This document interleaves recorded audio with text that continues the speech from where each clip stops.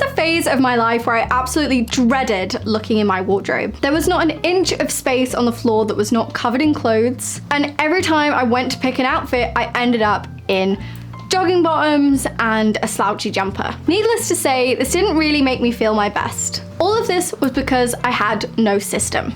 Today, I feel very confident that when I reach into my wardrobe, I'm gonna pull something out that I love, that's comfy, and is going to be easy to make into an outfit. The mistake that you're probably making is that your wardrobe is not just a place to store your clothes. It's a tool that you should be using to help yourself get dressed. It should help you use all of your clothes and emerge with an outfit that you love every single day. My name is Ellie Jean, I'm a personal stylist, and on this channel, we find our style by finding ourselves.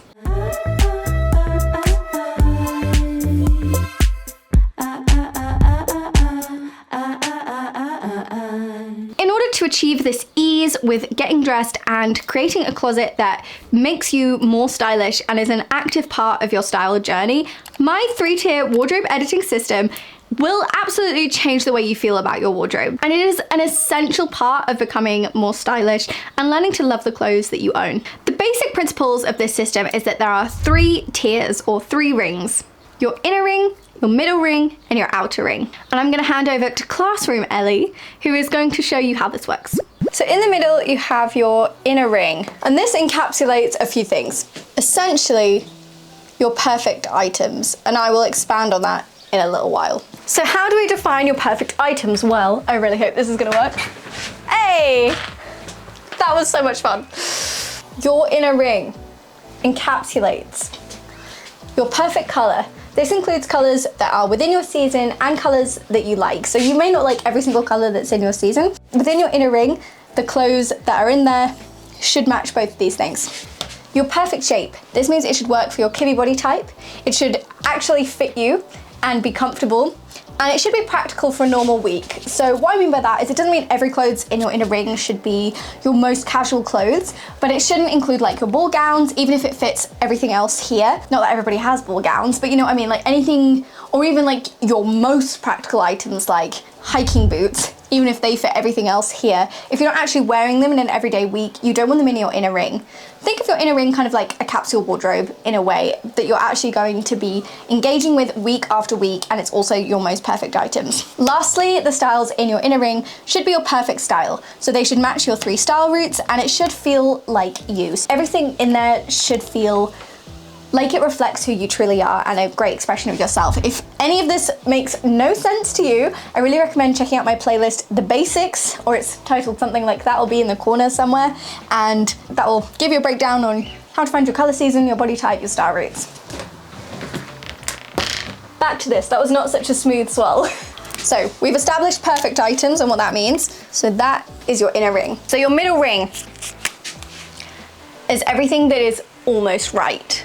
So first third of that, I may have to actually draw the circle. Again, I'm not really one for circle drawing or drawing in general actually. Split that into thirds because there's 3 groups within your middle ring. First is your perfect shape, but it's the wrong color. So this is essentially everything that fits really, really well, like it's absolutely perfect for you and it works for your body type, but it's not in your color season, it doesn't really suit you, and it maybe is a color that you're not that drawn to. Don't chuck everything out. That is essentially the message of this video. When you first learn about body types, color seasons, everything, it can be really tempting to be like, oh my God, I need to start from scratch, and then absolutely defeat the point of why you want to know all this stuff in the first place, so that you spend less money, shop more slowly.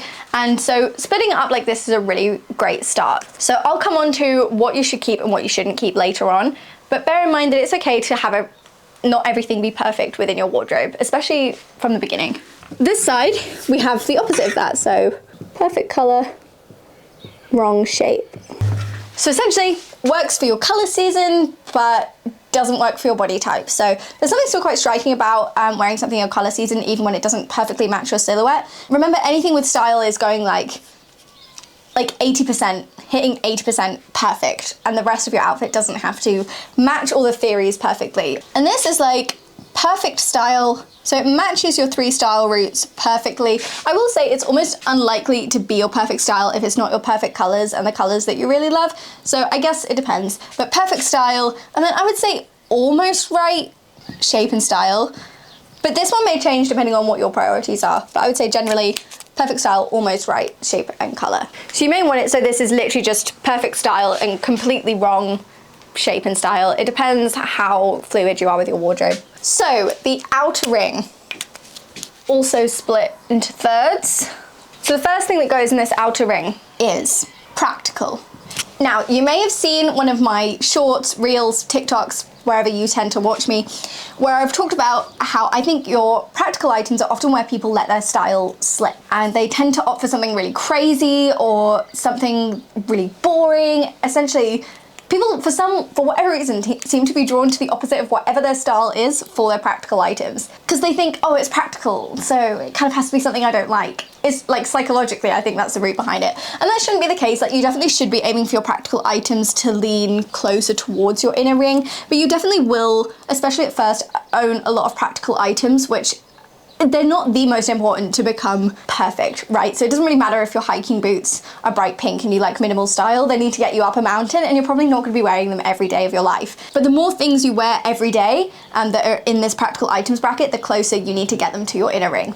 But ultimately, you need to keep those practical items even if they are not your perfect shape, perfect style, perfect color, because they're kind of necessary. So they're kind of outer ring. And then we have illogical sentimental items. And I put this here because I'm an extremely sentimental person. I keep things from memories. I have a tendency to be a hoarder, and I think you need to be very careful about what you hoard, because obviously none of us have that much space. Doesn't matter how big your house is, all of us are keeping things we shouldn't be, but there are some things that are incredibly sentimental and they just need to be kept. But I would try and keep everything in this third ring out of the wardrobe that you use every day. So things like your wedding dress, you need to keep that, but it doesn't belong in your first and second ring. And then over here we've got things that are weirdly attracted to. You know for a fact that they don't technically fit in your 3 style routes. Nothing about it necessarily screams you, who you are now, or maybe someone you were once, but not necessarily who you are at your core. But you think it's kind of fun and cool and you're excited to wear it. That is a feeling that is completely valid. And I guess that really would actually be a part of your general wardrobe. We want to buy these less than everything in the middle ring and the inner ring, of course. But some things, especially when you're starting out in this process, you want to keep it. So don't be afraid to keep some of those things you're weirdly attracted to. Not all of them, but some of them, the things where you're like, oh, I really actually don't want to give that away.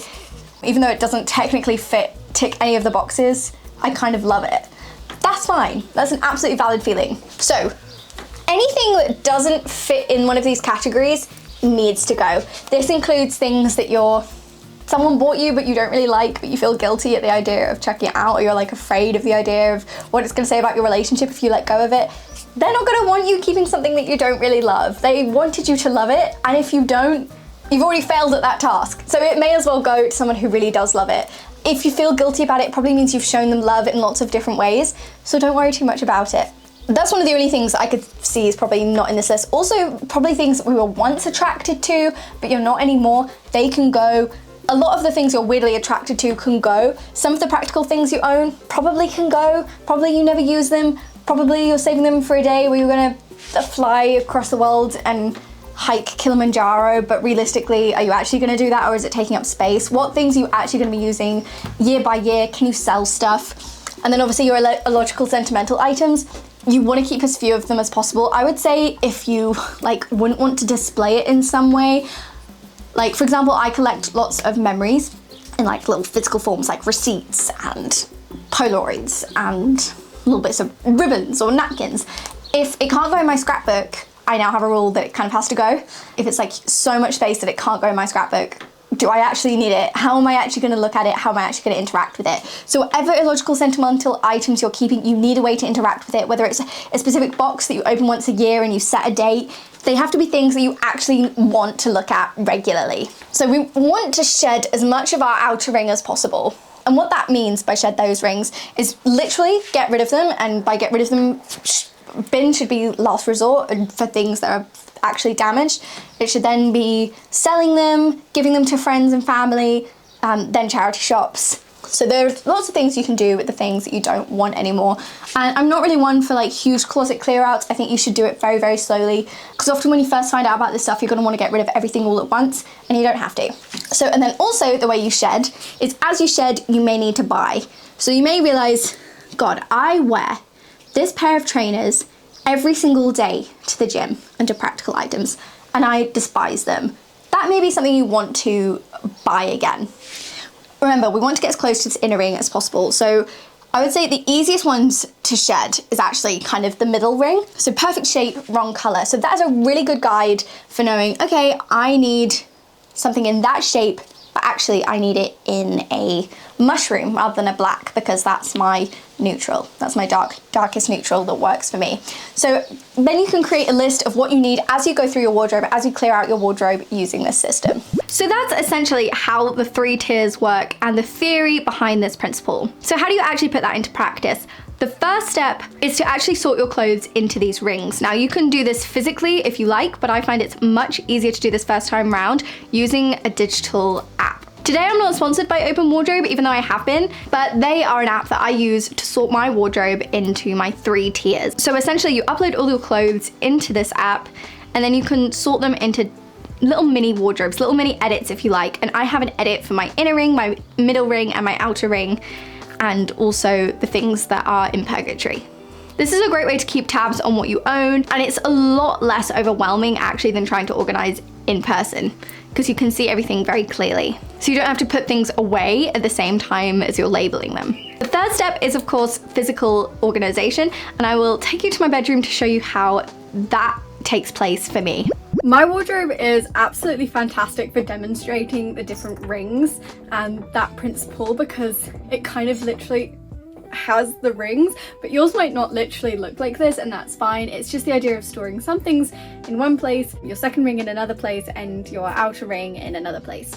So with my wardrobe, I've got my inner ring in the center here. So these are all my absolutely perfect pieces, everything that is right for my color season, my body type, and that I genuinely love. My middle ring I keep literally just outside that. So often I will reach for a piece in my middle ring first to make sure that those pieces get worn, because I'm trying to wear as much of my wardrobe as I can, and that's essentially the core principle of this entire video of how can we use the clothes in our wardrobe better. I'll often reach for one of these pieces which I tend to wear less, and then I will pair it with a few of my favorite things to make that piece feel more cohesive with my style. Now, as for my third ring, that is actually in a separate room. You may not have that luxury. You may want to have it on a different shelf, depending on how many clothes you have. But yeah, my outer ring is on a different rail so that I can keep that very separate. And the same principle is what I applied to my middle ring. I'll often go to my third ring first to find things that are really unusual in my style, and then pair it with my favorite things. Because the fact of the matter is, most of us can't just upheave our entire wardrobe because we know our body type now, and we're going to want to keep a lot of those things that we've collected for years, things that we've been drawn to, and we want to make sure that they get worn, as well as the things you've discovered this year. If you enjoyed this video, I really think you will enjoy my video. You are organizing your wardrobe wrong, which is where I come up with the foundations of a lot of what I'm talking about here, and there's lots you can learn from it. If you want my help finding your body type, color season, essence, your style roots, make sure to head to bodyandstyle.com. Very excitingly, if you have watched this video, you'll find that there is a link in the description where I essentially break down the 3-tier wardrobe editing system in a booklet. For you guys, there is a 10% discount, so make sure to go ahead and use that. It's essentially a booklet where I break down how the system works and how you can apply this to your own wardrobe. Thank you so much for watching. I will see you next time.